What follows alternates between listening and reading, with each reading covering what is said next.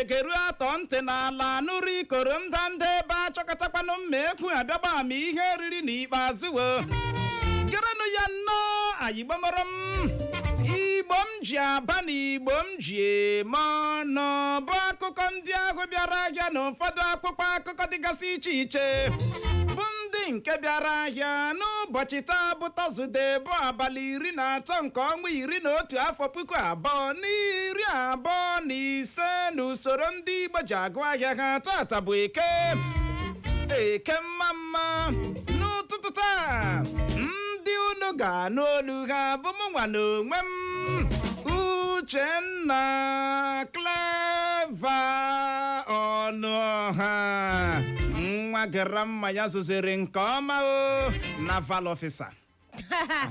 Okay. Yes. Naval officer. Oh, okay, let me introduce myself. Introduce. Let me greet. Greet. Igbo ndị ọma Igbo distance na bola Chineke no lozu no mere. Ejimaka na rusiri unu ike oborochi kelechi ya maka na onye dị ndụ na-ekwu hallelujah. Asị m ya gaziere unu ndewo. Awa m abụ naval officer second one. Ndewo. Second one. Give a second dom. Ịma nwaanyị ọma. Naval officer one. Ịma ha na-akpọ naval officer we ha na-eteke for granted. Mgbe m bịara bịa chọọ ya na dictionary bụ ihe o mean. Fearless. Yeah. Courage. Yeah. You know, courage. Oh, we have meaning. Courage, fearless. Mami na wata. Onye dị strong. Onye dị brave. Mele anyo cha na we strong man. Mo wa dịkwa no fearless. Mo too. N'ihi ya kedu ihe ji nkịta ọṅụ. Sị ka m zawazie ya bụ naval officer. Amame na wata ihe Chineke na-emere onwe ya. Soro nu kelee Chineke. Omego ya o. Jehova Jaire omewo ya o. Onye na-eme emewo ya o. Omewo ya n'oge ya. Ebelebe awọla m naval officer. Nwunye nwaanyị ọma. Awụ naval officer in practice. Okay, kana practice practice. In practice. Mo ma practice chala nke bo wa. Nwunye amabela wata. Kode nye gị bụ onye ọ na-abụ o nwere alaka chi si fo. Gị hapụ nwunye gị hapụ ụmụ gị na yard chọwa ebe ị ga-aṅụ mmanya ọkụ. With a pen in our hearts. Obi agbụwara na nke egbepịara egbepịa. Anyị chọrọ ime ka ị mara n'ụtụtụ a na ka ihe si aga. Ọchịchị etiti chọrọ ịmachi ire mmanya ọkụ ọbụla a na-agba n'akwụkwọ nakwa na mkpo ntakiri. N'ihi ya ndo. Sorry. So sorry. So sad. And by this time in January, and by this time asụsụ a dị It's familiar. ọ dị familiar 4,000 Igbo is by this time na Jenụwarị na-abịa abịa afọ 2026 ọchịchị etiti emeela ka o doo anya na a ga-amachi ire ihe ọbụla bụ mmanya ọkụ a na-agba n'akpụkpọ sashi a na-agba na mkpo ntakịrị amami na ghọta ụmụ nyanya mmanya ọkụ ndị a aka nkọ anyị agaghị akpọ ya aha ya ebe a mana ụnụ macha ọchịchị etiti si malite n'ọnwa Jenụwarị afọ 2026 na-abịa abịa gawa anwa ahụ mmanya ọkụ a na-ere n'akpụkpọ a na-ere na mkpo ntakịrị ịgaje federal amami na aghọta n'ihi ya bụrụ na mmanya ahụ ka nọkwa na shọpụ gị ị kwesịrị ime ihe ị ga-emenụ gbapụkwa ya ọsọ gbapụkwa ya gịnị ọsọ maka na ihe a na-agba n'aka anaghị agba ya n'anya enyela ha NAFDAC iwu si ha were kwuo ndị ọrụ 1,000 ha mee ha ndị ọrụ 1,000 employ maka na ndị nke dị adị agaghị ahụ ahandụlinwe ihe a na NAFDAC ha chọọ people mee recruit ugbu a ndị mmadụ chọgara bịa mee ya recruit a ga-eji mọzụ ha na-arụ ọrụ a ka a sị ha na ịghọtala so ịkwụla ka eji were scapegoat onye Director General NAFDAC Mojisola Adeyeye apụtala gwa ndị Naijiria na oge na-adịghị anya ga-amalite wewa ndị mmadụ n'ọrụ mmadụ dị 1,000 na NAFDAC a ga-ewewa ha n'ọrụ bụ ndị ga-ahụ na akpanyere anya ka ndị mmadụ nwee ike rube isi na nke a kwụsịcha ihe ọbụla gbasara mmanya iji wee gwa gị na ebelebe egbuola n'elu gị na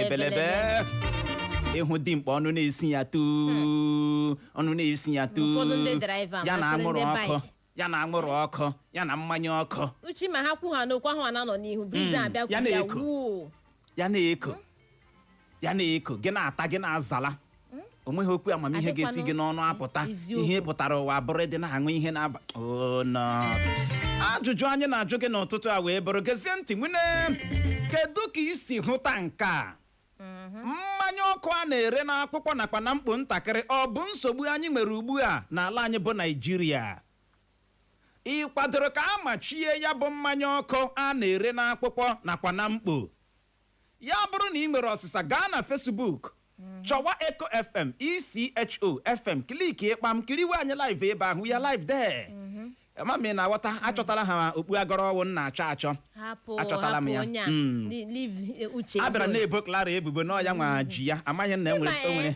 uche aha m ga-apụ gị n'ọnụ echi aha m ga-apụ gị n'ọnụ that day you go no peace yes mana ọwụ na o megburu onwe ya butere okwu gburu onwe ya enough of what ha nke gị fuo gị kpọwa m ọ fọrọ ịbantị gị fuo gị akpọwa m ka ọ wụla ego gị efuo gị isi ọmụwa toothpick mfuo m akpọwa gị Clara o nwere one thing na-aga etek this morning ịma ireziere m voice ma erezikwara gị ireziere m voice ma erezikwara gị my mother reziri m simetek kpala nonsense from anybody not okay, even remember I am a naval officer. Look at you. This period, even this moment, and when time is saying, I'm not a fool. It's a fool. Must give a fool. Uche. I'm a man. When I was in school, you were still in kindergarten. No, when I was walking, you were still in kindergarten. Are we here, Choro? Yes. No problem. Yes. No problem. In so we are there. I will deal with you. I will not take nonsense from you this morning. Honestly speaking. Oh, Diego. Igirigi. What's up? Ka ọ dị ka anyị gbapụ ya ọsọ jekọọ n'ubi onye anyị bịara na nke ya gezie ntị nwune ndị ụlọ nzukọ seneti ajụla ịnabata nkọwa NNPC kọwara ha gbasara ego dị narịtarị naira 210 bụ 210 trillion naira na-efu efu na ya bụ ụlọ ọrụ NNPC bụ akụkọ mbụ anyị hụrụ n'akwụkwọ akụkọ Vanguard na ya bụ otu akwụkwọ akụkọ Vanguard ka anyị hụkwara akụkọ a bụ nke kwuru na otu kansụl jikọtara ndị ọnụ na-eru n'okwu n'otu ASUU adọọla aka na ntị gbasara igbu oge ọchịchị etiti na-egbu na ndakọrịta ntị dị n'etiti ha. Onye ji ọkọlọtọ otu pati PDP zọọkwa gọvanọ steeti Anambra bụ Jude Eze Nwafọ apụtala kwuo na ọ bụ asị o na onweghị ọrụ ọbụla a kwụsịtụrụ ya bụ akụkọ ọzọ anyị hụrụ n'akwụkwọ akụkọ Vanguard na ya bụ otu akwụkwọ akụkọ Vanguard ka anyị hụkwara akụkọ a bụ nke kwuru na otu egwu bọọlụ Fountain Wanderers ahọpụtala Rob Edwards dịka onye nkụzi otu egwu bọọlụ ha iji hụ na ha alaghị relegation. Ndị ụlọ nzukọ seneti anabatala ka Tinubu gbaziri ego dị $1 na ụma otu 1.1 trillion naira iji mezuo ego atụmatụ mkpata na mmefu nke afọ 2025 bụ 2025 bọjetị bụ akụkọ ọzọ anyị hụrụ n'akwụkwọ akụkọ Vanguard na ya bụ otu akwụkwọ akụkọ Vanguard ka anyị hụkwara akụkọ a bụ nke kwuru na agaghị m amanye osote m ka o sonyere m n'otu pati APC ka gọvanọ steeti Bayelsa Buduyedere kwuru. Igirigi ọ ga-amanye ya ọ choice nke onye nke ọzọ ebe ọbụla ọ chọrọ ịnọ ya na ịga mana ịma na ndị nke ọzọ na ọ gaghị agafe ighesi ọ gaghị agafe mana ọ sị na ọ ga-amanye ya which is the rightful thing ime. choice ya uche o nwaanyị ọma 1.1 trillion naira eji emezu ego atụmatụ mkpata na mmefu nke afọ 2025 bụ 2025 budget. Tinubu ga na-ewetara hụ ndị sineti si ha mee gịnị approve. Uche 25 akwụrụla n'ọnụ ndị ihe ọzọ budget gara ahụ eke ịma ka ọ dị n'ụbọchị ụnyaahụ ka ya bụ akụkọ bịara selite isi na ndị ụlọ nzukọ seneti emeela ha approve anabatala ha si Tinubu go ahead 1.1 trillion naira go ahead borrow we are behind you. Mana uche o enwere mgbasi 50% ka ebifere n'ego nga ebighị ego this year ndị ihe ọzọ ejila ahụ 1. Oh my God. ịma a na-ekwu ya o nwere ndị na-agaghị aghọtacha o nwere ndị ọ ga-adị na-efe efe na gịnị na ntị ihụrụ obodo anyị abụ Nigeria ọ bụ the more you look the less you see. The more you look the less you see. Ndị ụlọ nzukọ sineti ekwere nke a na-eweta ha si no. But before you man eweta ihe na their table asi approve this or look into it asi no ha na nke a ọ ga-ekwu omume. Ịma nwata nweke ọchaklara mgbe anyị nọ n'ụlọ akwụkwọ sekọndịrị akụziri anyị na ihe ọmụmụ gọọmenti na ịhụkwara ndị House of Assembly ndị Senate ihe awụ ndị ha nwawo ndị na-ekipụ tabs on presidents on governors local government chairman ha nwa na-atụ nke na-eme ha nwa na-atụ nke na-eme gịnị nke na-eme ha sị gị mba ahụ gịnị mba ahụ gọvanọ anaghị enweghị ikike ebe ha nwa nọ agbagharị prezidenti enweghị ikike ebe ndị ụlọ nzukọ seneti mere gịnị dị mana ihu obodo anyị abụ Naijiria ihe agbanwee na ịnwa anwa wuru ele ome ka welie olu mee gọvanọ oppose akpọla gị vileji gị ewepụ gị ozugbo ama mere na aghọta ihe anọwụ oh yes ikpe akpabi aka n'ọnụ and the yes carried and the yes carried ama mere na aghọta onweghị ihe a ga-eweta na ya bụ ụlọ nzukọ seneti gị nọ mba no Mr. President with all due respect no mba ihe ị ga-anụ abụrụ yes ahead onwe onye ga-ebili jụọ ya Mr. President with all due respect no sir kedu dị ego onye kafe subsidy ewepụtara how far now kedu dị uru ọ na-abara ndị Naijiria mediri ji ebichi anya ego ebigedi ndị ebigede ego a ndị ihe kara ha obi na a ga-akwụghachi ha ụgwọ uche nkwa ego ego a na-akpọ ndị ihe kara ndị obi ha ji ebigawa ego ndị ihe kara n'obi ha ga-eji akwụghachi ụgwọ ọ dị ego ike gboro ọ na-agbawa obi ndị ụlọ nzukọ omeiwu House of Assembly members enweghị ike ịkpọ gọvanọ ha jụọ ha gọvanọ ọchịchị anaghị eru n'ime ime obodo ha fa na ọwa ime obodo esoghị na steeti arụ ụzọ ime obodo eluigwe ọ ga-adọjiri daa at least ka ọ wụrụ ke ndị ahụ ketere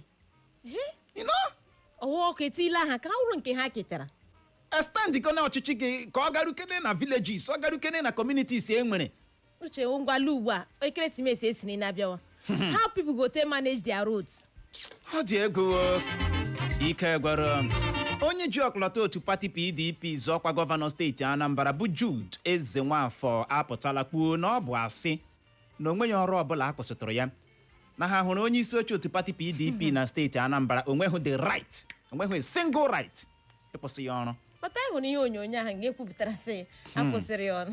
You know? Na wow. Nwa amadi asị no way ndị agaghị they no fit. Ka ọ dị nwaanyị ọma ndị ụlọ nzukọ seneti ajụla ịnabata nkọwa NNPC bịara na-akọwara ha gbasara ego dị narị naira 210 210 trillion naira asịrị na-efu efu na ya bụ ụlọ ọrụ NNPC. Ụmụnna 210 trillion naira na-efu efu n'ụlọ ọrụ NNPC. O teela akụkọ a bidoro dawa asị NNPC bịa kọwa ya akọrọgbatuo. Ndị ụlọ nzukọ seneti si NNPC abịala ha tahiricha ọnụ ihe ha kọwara ya, in fact they no understand. Mana nchịkọta okwu wee bụrụ imagine 210 trillion naira na-efu efu. Ihe a wee gaa na-agba n'akpa, ihe a wee gaa na-agba na akpa ukwu. Ghana must go. Na what for you? Nkutupu ya hacha otu a. Trillion ọ bụghị billion. Ego a na-elu na bundle. A na-elu na bundle ka asị na-efu efu. Unu jee chọwa ego ahụ. Make una go find this money. Uche Make una go find this money. Otu aka ga-asị. Ọ ga-akwala. That is the end. 80.2 billion naira asị ya Haya Bello. Ọ makurula. Half a kemgbe na-epupe ya bụ na-ekpukpu ya aka. Now etili ati next year. Etili ikpe ati next year. Chineke nyere anyị aka Maria rịọbara anyị arịrịọ. Amami na wata ka ọ dị Igbo mụrụ nze ma ọzọ ka anyị gbapụ ya ọsọ nyonyeke n'anya na akwụkwọ akụkọ Daily Post bụ ebe mgbadamgba nọ wee gbaa nwune. Ọ bụghị iwu niile nyere mmadụ ka mmadụ ga-erubechi isi na ya ka onye enyemaka wike bụ Larry Olayinka kwuru bụ akụkọ mbụ anyị hụrụ n'akwụkwọ akụkọ Daily Post. Na ya bụ otu akwụkwọ akụkọ Daily Post ka anyị hụkwara akụkọ a bụ nke kwuru na ndị ndọrọ ndọrọ ọchịchị ajụrụ ajụ na steeti Rivers agaghị emenwu ihe ga-egbochi Tinubu enwetala mmeri na ntuliaka elu onye isi ala afọ 2027 ka otu pati APC kwusuru amaechi. Ndị ụlọ nzukọ seneti anabatala ka Tinubu gbaziri ego dị 1 naira na ụma otu 1.1 trillion naira. Yerima na Wike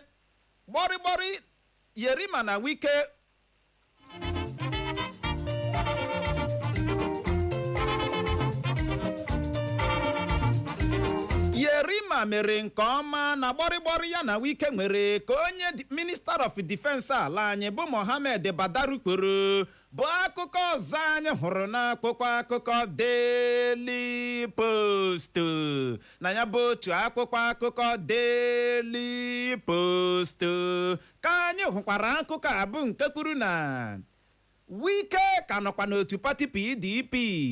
O nweghị pati ahụ ọ na-ala n'iyi ka onye enyemaka Wike bụ Larry Olayinka kwuru.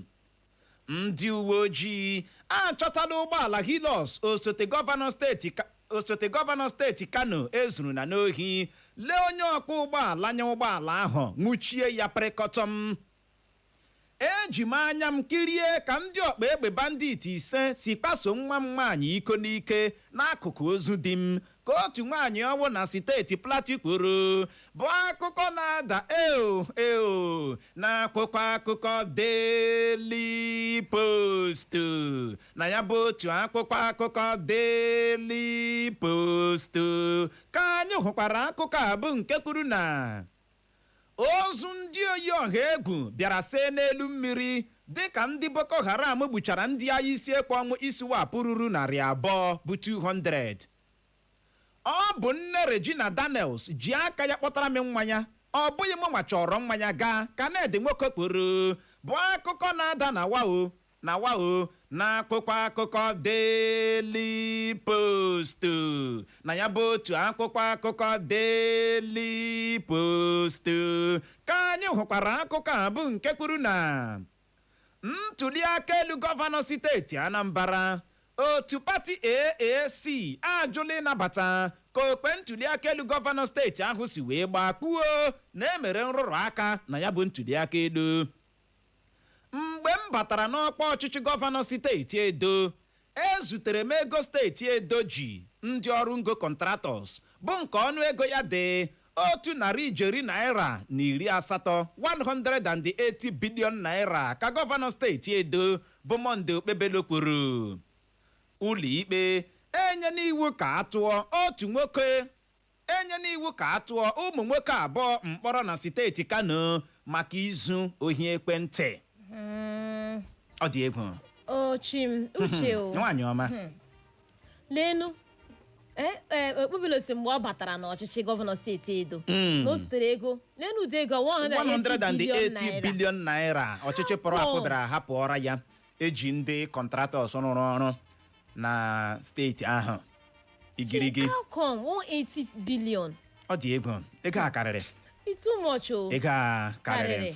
Ọ dị egwu. Otu pati AAC ajụla ha ịnabata okwe ntuliaka elu gọvanọ steeti Anambra kwuo na emere nrụrụ aka na ya bụ ntuliaka elu. Nchịkọta okwu AAC wee bụrụ ma eme ya bụ ntuliaka elu n'aka nkwọmọtọ ha nwa ga-enweta mmeri chịwazie steeti Anambra. Ka anyị gaa na nke ọzọ.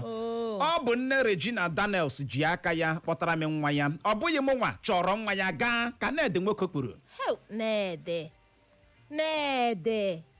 na uche ọnụ dịkwa nwoke a nkọ. Ịma akụkọ anyị nụrụ bụ na mgbe Regina dị 17 years na-eru ya eru n'afọ. Ọ akụkọ anyị nụrụ. Ka Ned bịara lụrụ ya. Ya wụọ ya 17 years na-erubedi 18. Akụrịsibe. From that time o. Ya bụ Ned nwoke apụtala kwuo na Regina Daniels a na-ekwu okwu ya, nne ya bịara nọsịrị ya n'aka. Setere ya bịa n'ụlọ ya. Si Ned abeg. Uche. Marry my daughter. Okay. Marry my daughter. Uche o. Mgbe ahụ esere underage setere gị sị gị marry. At your own age. A senator. A senator. Isighị no. Uche gị kurisibe nwa at the age of 17 years. Kuriri ya ruo ugbu a. Ụnụ bịazie n'aka ọrụ anyị ka o jikwa aṅụ ọgwụ ike ka o ji mgbe ụnụ na-ata tọkị ụnụ mere ka anyị mara. Uche o wait o. Okay, ọ na-aṅụ ọgwụ ike now. Uche o ekwesị question Ned. Because this girl enwe ihe ọma kpọrọ ya kpọtara gị. Ka ezi mere o ji tọọ n'otu onye na-aṅụzi ọgwụ ike now. Na wow. Ihe na-ewute na this story iwo mgbe a na-eti gbuo m emehụ ka anyị mara kill me today emehụ ka anyị mee olu ahụ na-ada emehụ ka anyị mara ọ baala n'osu ya ugbu a ebupụtala ya soshal midia si ndị online in-laws anyị tinyewe ọnụ. Uche na-efu mato mana mgbe ọ na-ada mma ka ọ dị nwaanyị ọma esigodela n'okwu gbasatara Ned na nwunye ya pụọ ebe anyị nọzi ugbu a wụ naval officer na Wike. You are a fool and not a fool, sir. You are stupid and not stupid, sir. Come and develop it, let me see. No problem, sir. Uche, thank God na ka distract life from Ned na Regina. Every day Ned na original, Ned na Regina. Anyị agaghị ezuere ha ike. Early morning same thing. N'abalị isi ka ile ya anya ebe a. Na wow. Ka ọ dị otu nwaanyị ọwụ na steeti Plateau apụtala kwuo na o ji anya ya kirie ka ndị ọkpa egbe bandit ise si kpaso nwa ya nwaanyị iko n'ike n'akụkụ ozu di ya. N'akụkụ ozu di ya ịtụọ ihe a ịnwe anwa akụkọ ebere na ọmọkịrị dị ya asị gị na ọwa asị. Ọ sị Naijiria mee ya re na ọmọkịrị sị Naijiria mee ya. Uche lelu nwaanyị na-ekwu ozu di ya dọrọ ya n'akụkụ. Anọrọ n'ihu ya lee nwa ya nwaanyị. Ndị ọkpa egbe bandit ise nwakwasa nwa ya nwaanyị kpaso ya iko n'ike n'akụkụ ozu di ya. Ime o nwere ihe mmadụ ga-ahụ memere ya enwe ike ịpụ gị na n'uche. Always shock. Big trauma.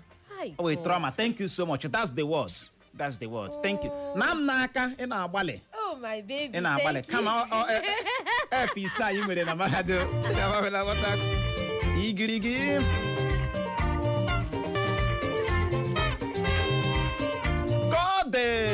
Larry Olayinka onye enyemaka Wike apụtala kwuo na ọ bụghị iwu niile enyere mmadụ ka mmadụ ga-erubechi isi na ya. Na nwere enye mmadụ iwu mgbe ụfọdụ gị nupụ isi. Ọ na-ekwu maka onye naval officer ahụ bịara guzogide nna ya okwu. The guy man. But that boy fine. Uche. That boy fine. To crown it all, ahụ maazị ọnụ n'okpo ya like this. Na small boy now. Small boy, mango okpo. That kind of thing. The guy man. Uche, uche imam boy fine no fine na so month like this obi apụta uche no away mozo no get mozo but inge moral inge that braveness call me naval officer kanko na fearless one naval officer ọmụnwa igirigi mami na wata ya bụ ihe na-atọ oyibo na-ada. You are a fool and not a fool, sir. You are stupid and not stupid, sir. You are Clara, not Clara, sir. I'm Clara. Uche, I'm Clara. Oh, be careful with me. Oh, wherever ya.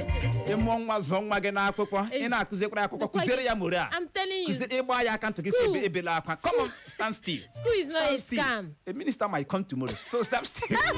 Now what's up? Come on, Korochi, Mama Japala. Stay there. Don't shake. Minister will came again.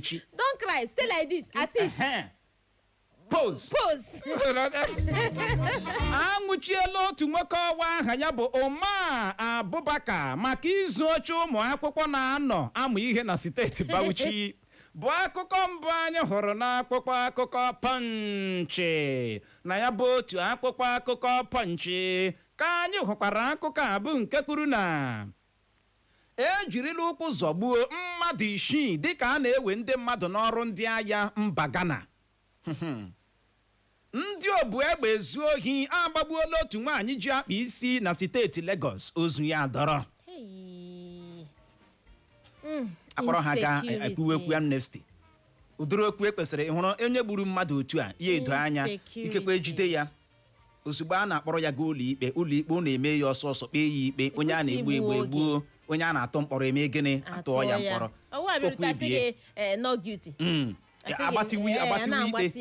gbatiwe ikpe ebe a na-agbata ikpe nwere ike inwe jailbreak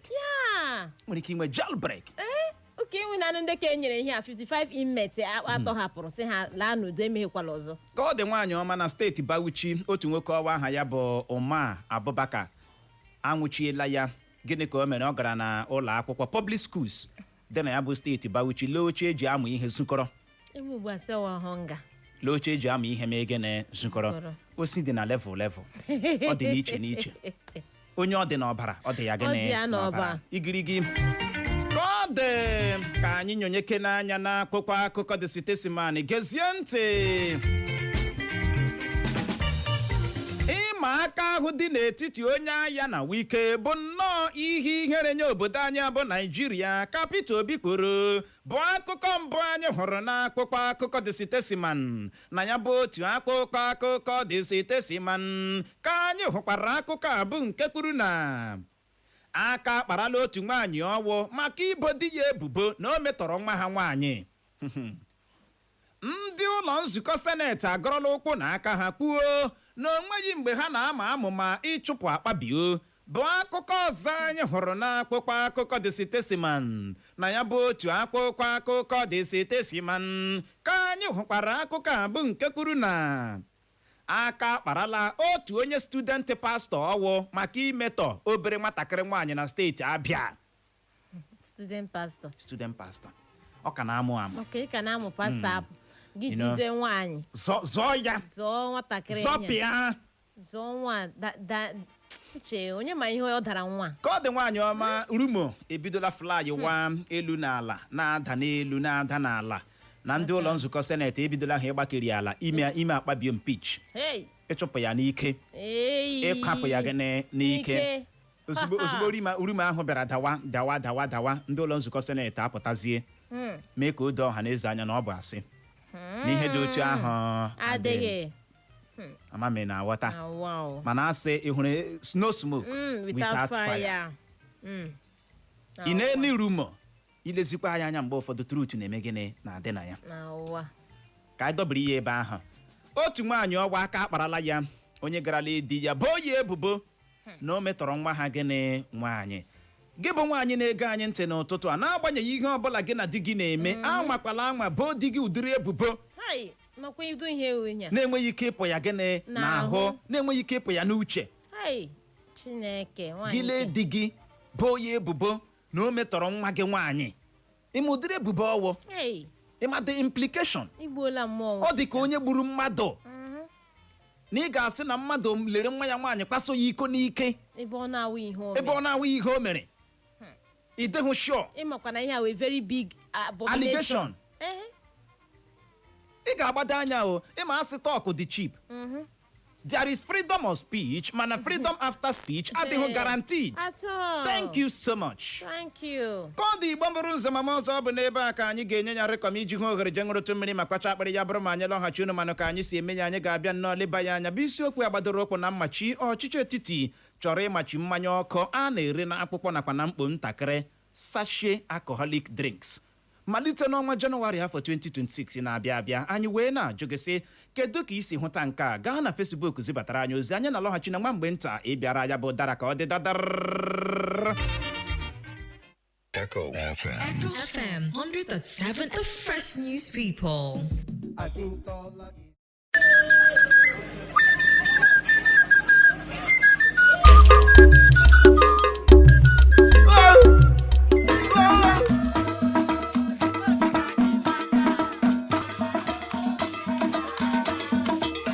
This is Ofekata Orodo community. Cuddle in nature's embrace. From the sky, its beauty stretches wide. Serene landscape, lush greenery, and a windy path that whispers stories of old. Ofekata Orodo is not just a place on the map. It is a heartbeat, a heritage, a people proud of their land. And today, it opens its arm to a contest that stirs excitement, mystery, and the promise of discovery, the Ojezurobodo search.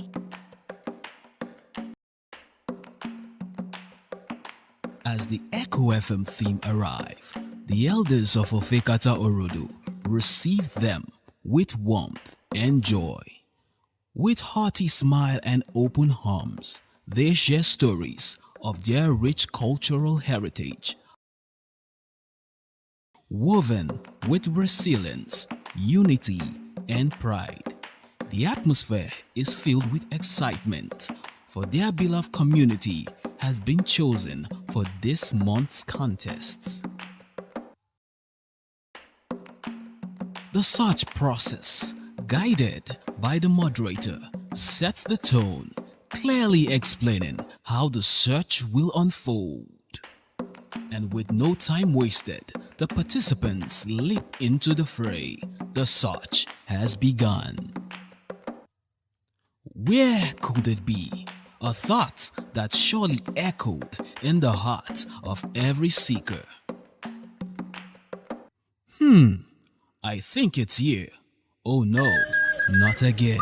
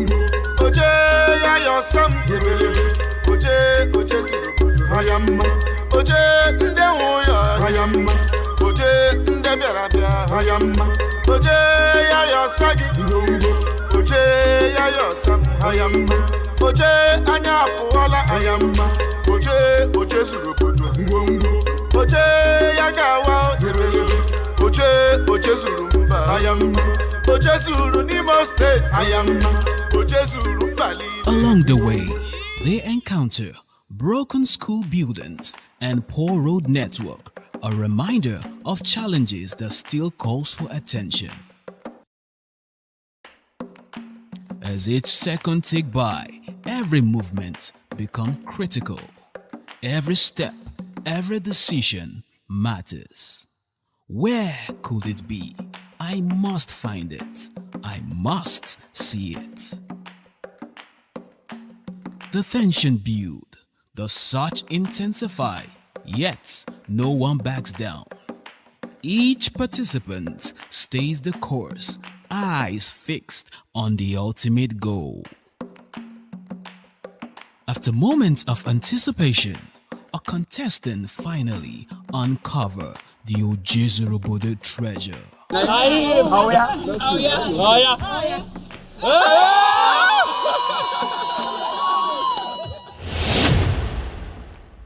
Cheers erupts, laughter fill the air, and the joy of victory. It is a moment of triumph. The celebration reaches its peak as the King of Ofekata Orodo, His Royal Highness, Eze Engineer Marcel Uziegbu Okata II of Ofekata Orodo, warmly welcomed the winners. With gratitude. My name is Ekwebelem Pascal Uchechukwu. Asị m na ịgbalị ala Chukwu gozie gị na ọ bụrụ na eruru dị ya ebe ahụ enweghị nwa m nwere ikikere ịdị na-achọ nwee ike ịdị na-achọ ebe ezuturu ha because Echo FM ha zutuo ihe ọ na-ara ha ịchọta ya. He commended the Echo FM theme for bringing the contest to his people, strengthening bond and showcasing a uniqueness of their land. Women of the community dance cheerfully, their vibrant steps echoing pride. His Royal Highness Eze Engineer Marcel Ihanacho Uzebu Okata II of Ofekata Asian Kingdom and Secretary to Ndieze Owerri Zone in Imo State. Onye eze emechala ojezuru obodo n'obodo no kedokwanụ ka obi dị gị?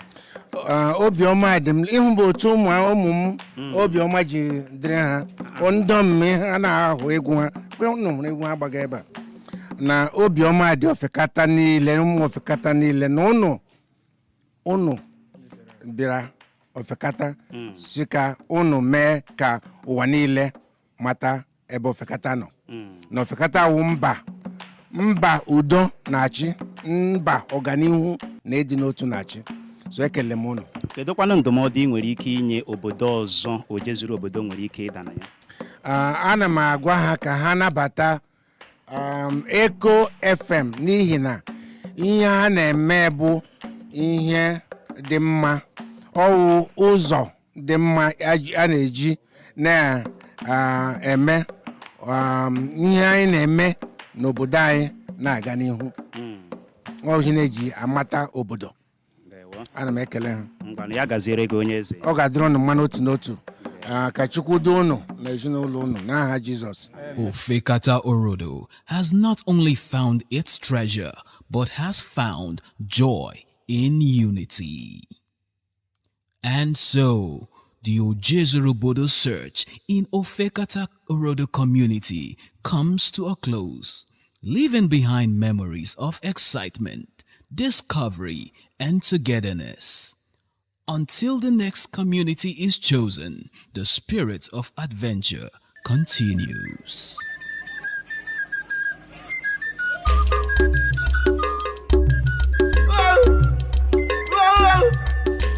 Echecha ya bụ Ifeanyị Chukwu miracle n'ihu Chineke a ga-anọ na City Primary School dị na Fire Service Wedera Road Kwangaji n'Eze. Maka ajụjụ na ụdị ọbụla kpọọ akara ekwentị ndị abụọ 0803 084 4699 ma ọ bụkwanụ 0802 168 8868. Ndewo maka ige ntị.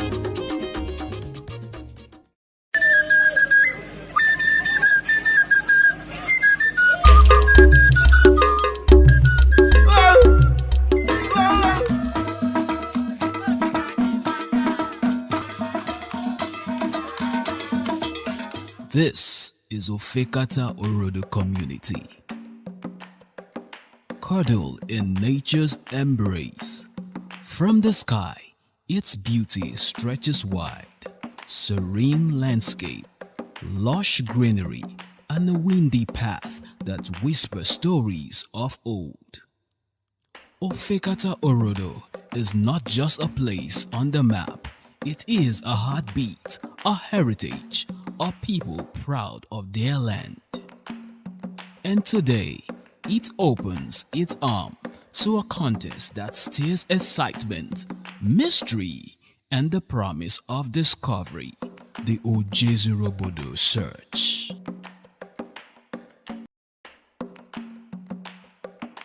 As the Echo FM theme arrive, the elders of Ofekata Orodo receive them with warmth and joy.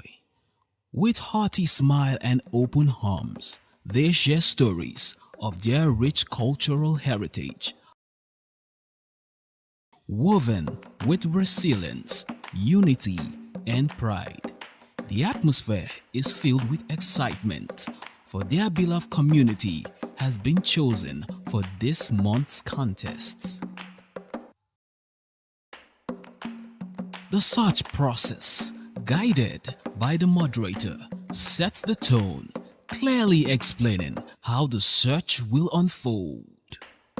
And with no time wasted, the participants leap into the fray. The search has begun. Where could it be? A thought that surely echoed in the heart of every seeker.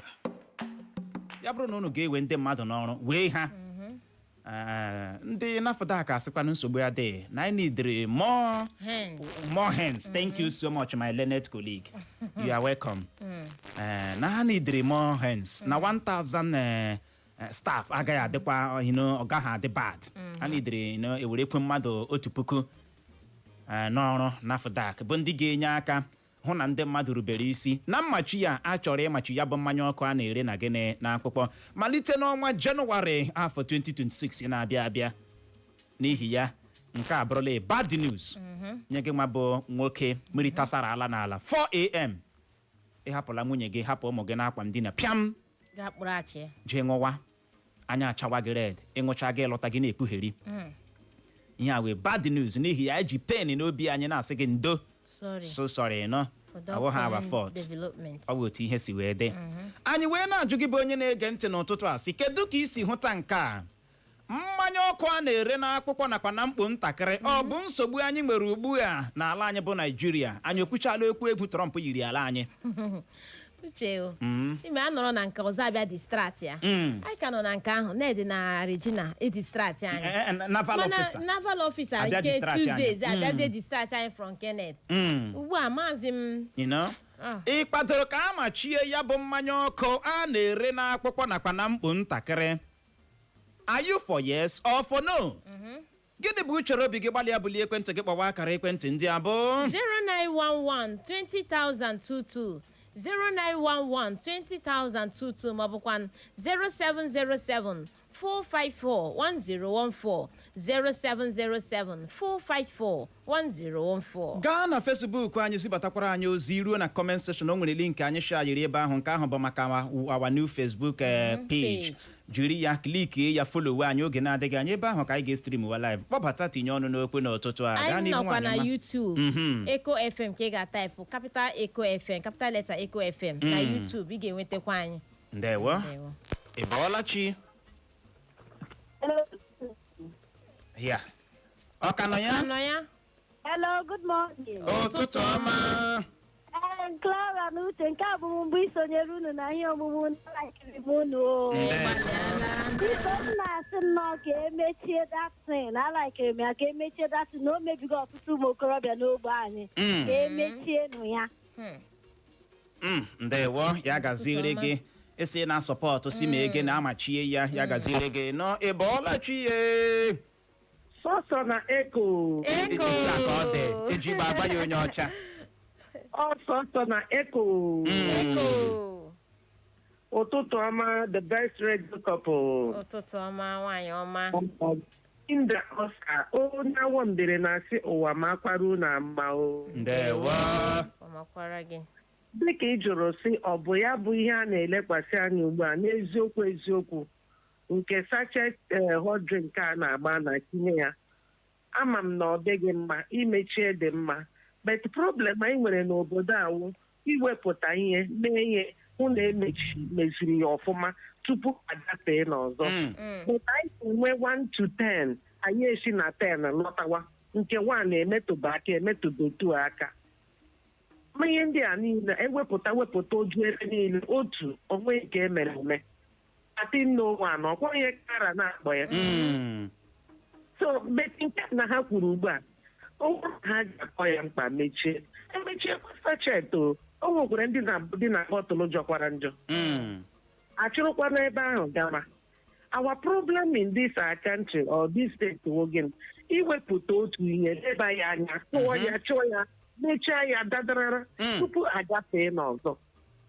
mana ya anaghị eme otu ahụ mana dịka kwukwere ya ahụ ụmụnọ ya wụ the first thing because ile anya sekuriti juru n'obodo anya enweghị ọrụ juru n'obodo anya ịkwalite ụmụntakịrị iko juru n'obodo anya izu ochie ebe niile ebidogodi n'ebe ahụ nchụrụ na-abịa mgbe ọ ga-eru na-echi ndị ga-emegide ọtụtụ ndị mmadụ emegide mgbasiwa na shọp eji emume mmadụ egbume mgbe a ga-aga anya ọdasị ngwa ozuru ana m ekwu etere ụgbọ etere azụ ka anyị do the needful by ifite na 1 bụrụ ruo na 10 ma 20 ndị nke emekwara na amara na emeziela ya ọfụma ọnwụghị ebe ugbo okpomọkụ achụmana ndị satezent ebe niile na-ekwu ọwụwa ọ dịka bụ naanị nsogbu anyị nwere n'obodo anya ọnwụghị ihe ruo anya ka anyị ghara ịda anọrụ Linda Oscar I'm not stupid.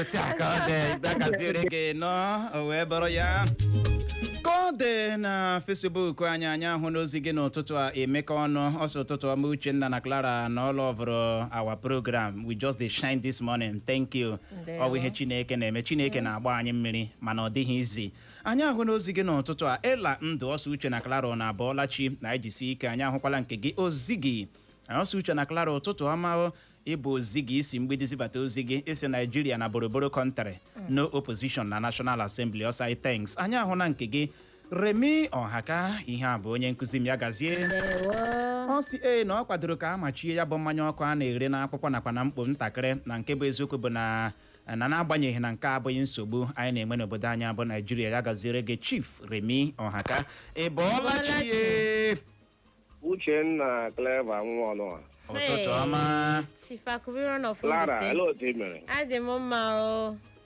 weekend eruokwala eruo adịghị amakwa ama ị ga-ahụ iru ebe a igwu mmiri bekeshọn enweghị sachet hot mba mmụọ ya nụ na Uche ga-anụ ụda ya nụ mụ ma agaghị ekpe dị ka ọ ṅụọ ya for my own safety udo dịrị ụlọ ọ Daddy Joe oke ọgbakọ Daddy Joe nwanne m ịma na ihe a ndị a chọrọ ime asị m na ọ dịghị mma ọ dị mma ọ dị mma kachakwa ndị a na-anya moto elibod anya agaghị akpụrụ ihe a n'ọnụ a na-anya wa ịghọtala ọ dịkwa mma mana kama ihe anyị na-ekwu ụlọ enwere ihe ndị kacha mkpa ọbịbịa Trump dị anyị oke mkpa ọwụhụ sachet our problem now ịghọtala ọbịbịa Trump dị anyị oke mkpa oke gbugbo akarịala imelekwana anya ị ga-ahụ na ihe akụkọ na-awụ ọgụ maka ụfọdụ ndị nwecha ahịa ndị politicians enwecha the company ịghọtala ihe ahụ dead on arrival ọ gaghị awụ ọkụ because ọ ha nwecha the company na-emepụta ihe ndị a ịghọtala dedịkwanụ ka anyị leba n'anya maka ned na ihe ọ na-eme nwa ụmụntakịrị ndị a kachakwa Regina Danes biko Uchenna lejiela m Clara anya biko o jibi Chineke ọrịọ ana m agbalị aga m egonye ya chewing gum this afternoon ka ọ dị anyị ahụ n'ozi gị na Facebook anyị ozi akakwala nkọ na nke a si n'aka Maazị Njọkụ O Marvelous ọsọ Uche na Clara na Abọọlachi na n'oge na-adịghị anya a ga-ere Aso Rock na anyị lewekwa anya na NNPC ha jisi ike mewe anyị ihe ha na-eme anyị na anyị agaghị aṅụ Njọkụ Marvelous isi Mbaise zibata ozi gị isi anyị jisi ike na anyị na-eme nke ọma in fact you swear Chai. Thank you so much gaa n'ihu Clara n'ozi nke a si n'aka Ejike Ogbonna si na good people of Amakpure edere Izombe zibata ozi na ọ sị bonjour Uche na my lovely Clara bonjour mademoiselle ọ sị Uche o na nke akwa ntụpụkwụ dị mma n'ụzọ dị mma in fact na we welcome development mademoiselle o meriri gịnị ịnụtọ na mmadụ na-asị ihe ga-esụwa bonjour mademoiselle mọdụ ka ọmadị onye ahụ dị adịmadị na no uche m na-akụzi gị na-efolo ịnụtụla nọ na-asụla madmos gị bụrụ madmoze ọmọdụ ka ọmad ọwụ ihe edere nga ahụ please angason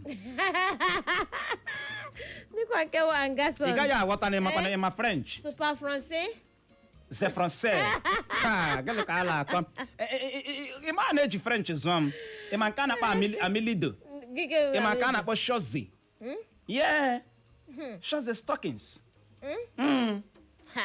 wow ịmaghị onye nwụọ uche ị bụọla chi ihe ụtụtụ ọma ana m ekele ndewo ọ Samuel Ọwụnezi onye oziri isi Kedu ndewo gaa n'ihu ana m ekele ihe kwuru gbasara ndị na-ere kaikai nọ na mkpọ sachet nakwa na nke small bottle ọ dị mma ka a na-ekwu ekwu lee ihe a na-ekwu ebe na Naịjirịa buru ebu lee ebe ka anyị ugbu a oziri n'isi ebe ka anyị enweghị ọkụ enwekwana ọkụ ọkụ kandụl ọga ebulijen ahịa na-aṅụzi ndị na-arị mma ịpụ ọkpụkpọ mmiri ọbulijen biko ndị pụha hodin biko mee ihe ka ọka anyị na-awa ọkụ awa ọkụ biko na anyị ji isi ala ekpere ala agwarịọ ndụ biko na ọsọ nwere omeri biko dị ndị Naịjirịa kwanụ ahapụga nwoke mmadụ na-akọkarịkarị onye na-agaghachị n'obodo onwe ya ṅụgburu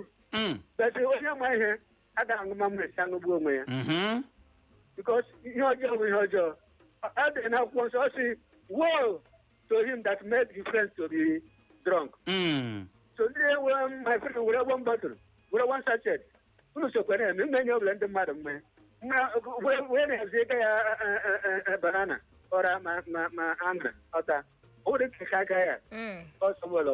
ndewo ya gaziere gị nọ Samuel Ọnwụnezi ya bụ chere obi gị adaala ụda ị bọọla chi